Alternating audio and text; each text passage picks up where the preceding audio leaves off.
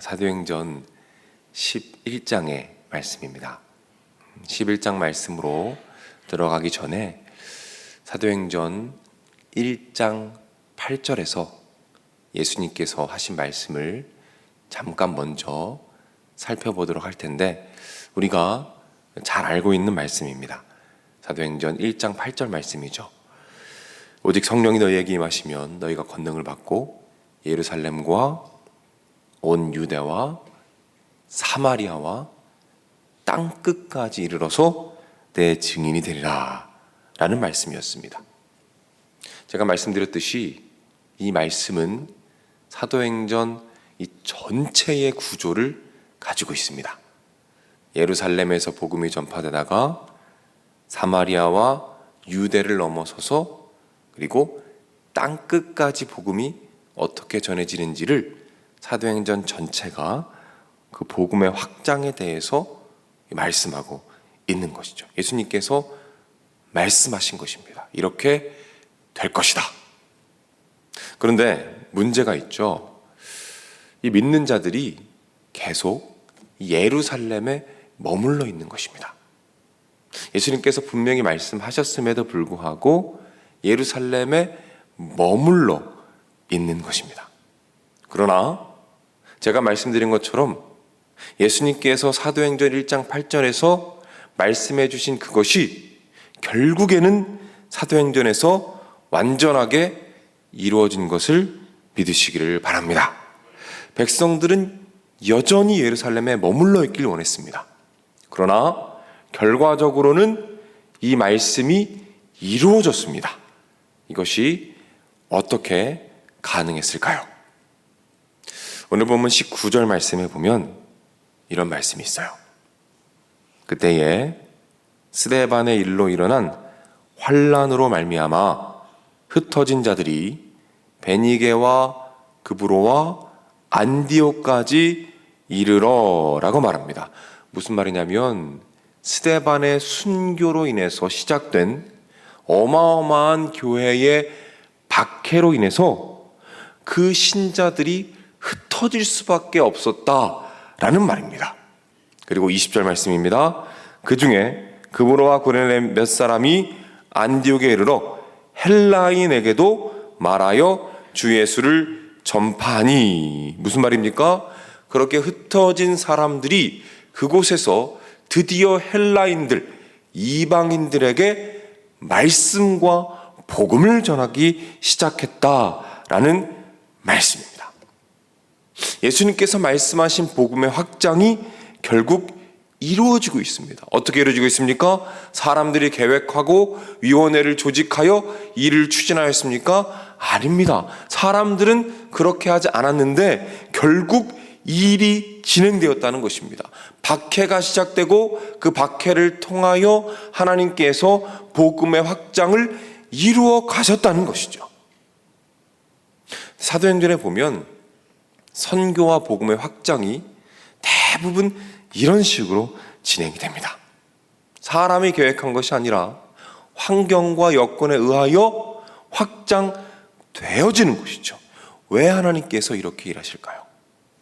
하나님께서 사도행전을 통해서 자꾸 이런 모습을 보여주시는 이유가 무엇이겠습니까? 그것은 하나님의 뜻은 결국 하나님의 주권으로 이루어진다는 것을 보여주고 계심을 믿으시기를 바랍니다.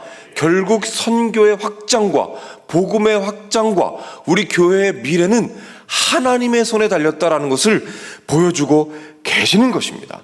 하나님의 계획과 지혜와 몸부림을 통해서 교회가 확장되고 복음이 확장되며 선교가 완성되는 것이 아니라 결국 하나님의 주권 안에서 더 높으신 하나님의 계획이 하나님의 손 안에서 이루어진다는 것을 보여주고 계신다는 것이죠. 그래서 21절에서는 이렇게 말씀하셔요. 주의 손이 그들과 함께 계심에 수많은 사람들이 믿고 주께 돌아오더라. 주의 손이 그와 함께 하셨기 때문에 이 일이 가능했다라고 말씀하고 계신 것입니다. 하나님께서 이끄신다는 것이죠.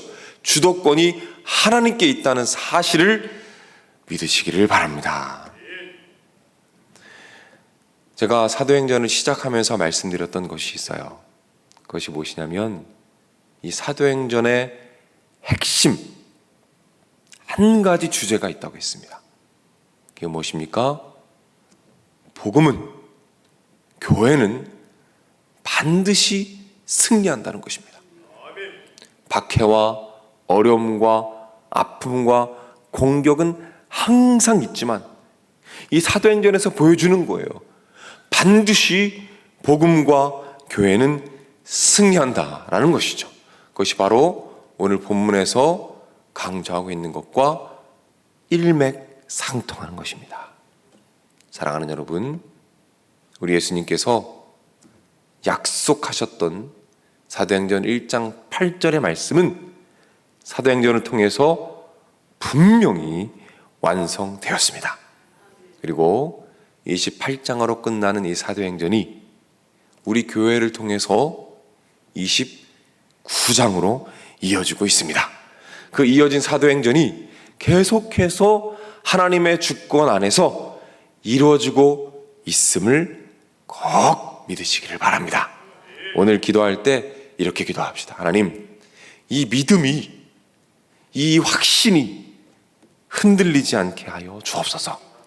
내 개인의 문제, 우리 가정의 문제, 그리고 우리 교회, 한국교회, 그리고 선교, 이 모든 것들이 하나하나가 하나님의 주권과 하나님의 계획 안에서 이루어지고 있음을 믿게 하시고 신뢰하게 하셔서 그 믿음 가운데 오늘도 승리하게 하시고 하나님의 놀라운 일하심을 마음껏 받아 누리고 경험하며 바라보고 누리는 삶을 살게 하여 주옵소서. 기도할 때에 하나님의 응답이 여러분에게 임할 줄로 믿으시기를 바랍니다. 기도하겠습니다. 하나님 아버지, 오늘 말씀을 통해서 전혀 이루어질 것 같지 않았던 복음의 확장이 하나님의 주권으로 말미암아 우리의 뜻을 넘어서는 놀라운 주님의 능력으로 이루어지고 있음을 보여주시니 감사를 드립니다. 하나님, 우리 삶 가운데, 우리 가정 가운데, 우리 교회 가운데 여전히 하나님이 동일하게 일하고 계심을 믿습니다.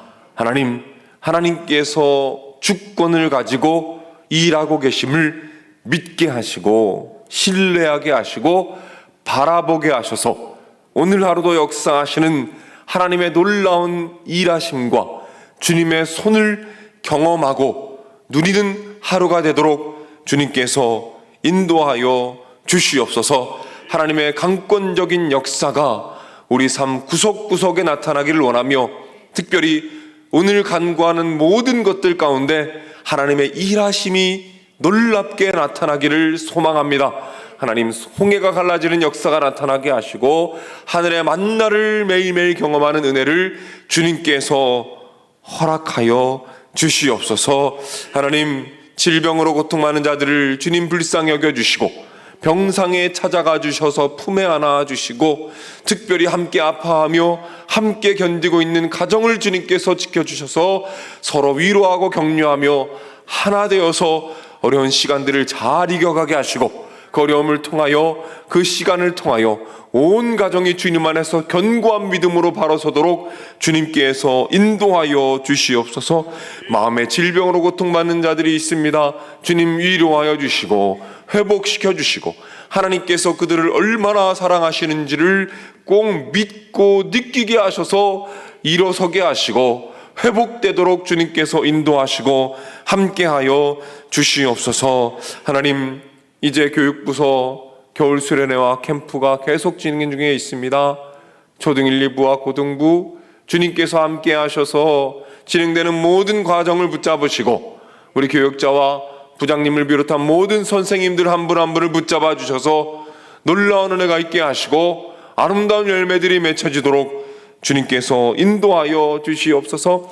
우리 교회를 위해 세우신 사랑하는 원로 목사님과 우리 사모님과 가정을 붙잡아 주시고 우리 존경하는 장로님들의 한 분 한 분의 삶과 함께하여 주시고 인도하여 주셔서 우리 교회를 위하여 기도하시고 함께하실 때에 놀라운 은혜들이 나타나도록 주님께서 인도하여 주시옵소서.